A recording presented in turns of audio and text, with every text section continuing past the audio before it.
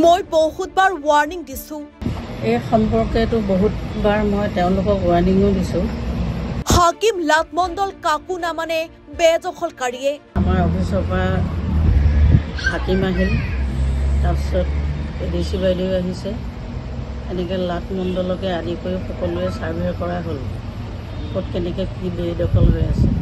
তাৰপৰা তেনেকৈ গৈ কৰি মেলি থৈ আহোঁ, আকৌ দলংখনৰ ওচৰতে বাউণ্ডেৰী ৱাল মাৰি থকাৰ কাৰণে মই কেইবাদিনো লাটমণ্ডলৰ লগত গৈ বন্ধ কৰিলোঁ, কিন্তু তেওঁলোকে একো মানা নাই। এইগৰাকী অসহায় মহিলা হৈছে গাঁও প্ৰধান। এখন নৈ ৰক্ষাৰ বাবে এইগৰাকী মহিলা গাঁও প্ৰধানে অকলে যুঁজিছে, কিন্তু জাতীয় সংগঠন তথাকথিত সমাজকৰ্মী সকলো নিমাত।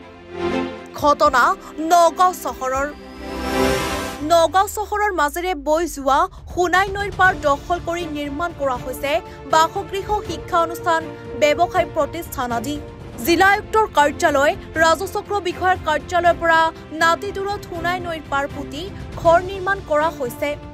এইগৰাকী সাহসী মহিলাই সোণাই নৈক ৰক্ষা কৰিবলৈ প্ৰয়াস কৰি গৈছে। তেওঁ নিজেই কেমেৰাৰ সন্মুখত কৈছে, মই বহুতবাৰ ৱাৰ্নিং দিছো। অবৈধ দখলৰ খবৰ দিলে হাকিম আহিল, লাটমণ্ডল আহিল, কিন্তু বেদখলকাৰীয়ে কাকো নামানে। প্ৰকৃততে আজিলৈ সোণাই নৈক ৰক্ষা কৰিবলৈ প্ৰশাসনে বিশেষ ব্যৱস্থা গ্ৰহণ নকৰিলে। উচ্ছেদ অভিযান চলাবলৈ সাহস নহল প্ৰশাসনৰ। দুষ্ট চক্ৰই নৈৰ পাৰ বেদখল হোৱা নাই বুলিহে প্ৰতীয়মান কৰিব খোজে। কলে নামানে মই চুপচাপ বহি আছো। লেট্ৰিনৰ পাইপ নৈত দিয়া হৈছে। নামানাত মই চুপচাপ বহি আছোঁ, ক'লেও যিহেতুকে নেমানে, গতিকে নদীখনটো বেদখল হৈছে। বহুতো লেট্ৰিনৰ পাইপ চাইপ তাতে দিছে। আগত যেনেকৈ আমাৰ গাঁৱৰ মানুহে তাত কাপোৰ কানি ধুৱে, গা পা ধুৱে, পানীও আগতে ব্যৱহাৰ কৰিছিলে, এতিয়াতো পানী ব্যৱহাৰ কৰিবলৈ পৰা উপযোগী নহয়। প্ৰশাসনক মই এইটোকে অনুৰোধ জনাওঁ, তেওঁলোকে ব্যৱস্থা লওক। এইগৰাকী মহিলাই বাৰে বাৰে নৈৰ পাৰ দখল নকৰিবলৈ ৱাৰ্নিং দি আহিছে। অবৈধ দখল হলেই হাকিম লাটমণ্ডলক খবৰ দিয়ে। হাকিম লাটমণ্ডল আহি ঠাইডোখৰ পৰিদৰ্শন কৰিয়েই দায়িত্ব সামৰে। বেদখলকাৰীয়ে কাকো নামানে বা কেৰেপ নকৰে। আজি লেট্ৰিনৰ মল মূত্ৰ পাইপেৰে নৈত পেলোৱা হৈছে। পূৰ্বে নৈৰ পানী বিভিন্ন কামত ব্যৱহাৰ হৈছিল, কিন্তু আজি সেই পৰিৱেশ নোহোৱা হৈছে। তাৰ মাজতে কেইজনমান উচ্চ শিক্ষিত দালালে দালালি আৰম্ভ কৰিছে। সোণাই নৈৰ পাৰ বেদখল হোৱা নাই বুলি ক'ব খোজে।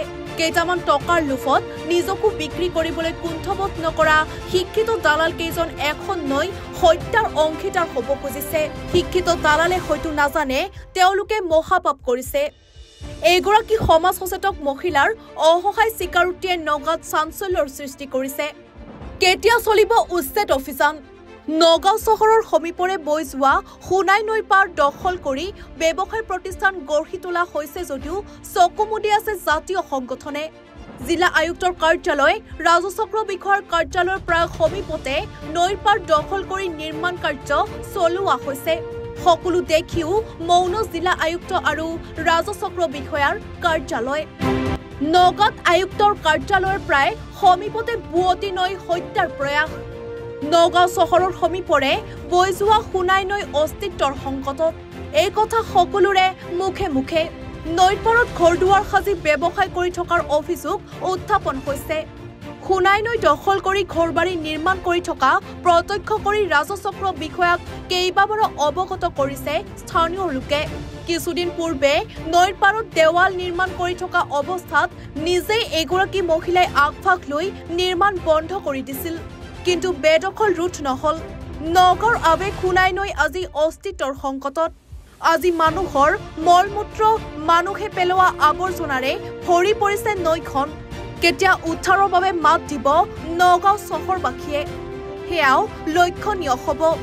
নগাঁও সৰ্বৰগাঁৱৰ পৰা ৰূপচান আহমেদৰ সহযোগত গুৱাহাটীৰ পৰা বিশ্বজিৎ দাসৰ ৰিপৰ্ট, এনিভাৰত 24।